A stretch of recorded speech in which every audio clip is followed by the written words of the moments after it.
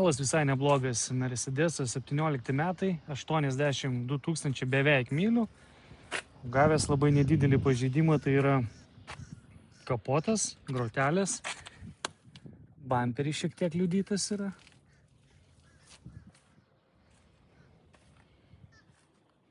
Šonas, durelės, pats veidrodis sveikas yra. Matot, durelės yra šitos, sparnas šiek tiek. Galinės durelės, galinis sparnas, bamperis kliudytas, bet nesudaužytas, čia galim perdažyti.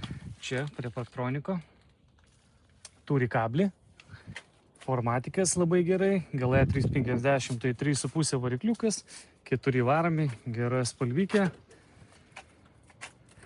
Taip, pasižiūrim, kas čia yra bagažiniai, kilimėliai, o matosi, kad šunį turėjo.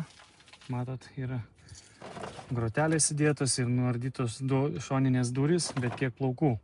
Bet aš jums po to parodysiu vidų, kaip atrodo. Yra paktronikai, yra bamperis šiek tiek čia pažeidimas, matau. Šitoj pusėj viskas yra švaru. Sausio 15 bus aukcionas.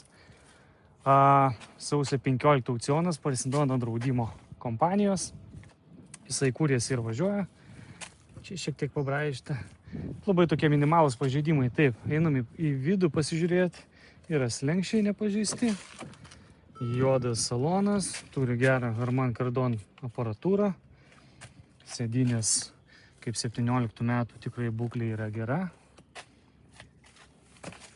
Taip, juodas lubos, panorama yra viskas sveika. O tos durys, kur buvo nuimtos, bet viskas yra sudėta gale bagažinėje.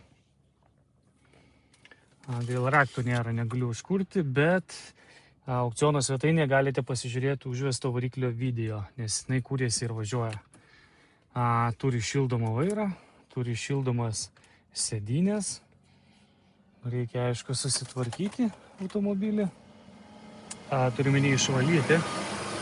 O čia šiaip daugiau viskas atrodo visai neblogai. Pažiūrim gale, kas yra. Apdailas suskeldys, bet čia jų lyga jau, patys žinot. Visuose Mersuose senesnėse jie labai susiskaldo. Čia galas tvarkingas. Labai geras modelis, labai nedideli pažeidimai. Verta irgi atkreipti dėmesį.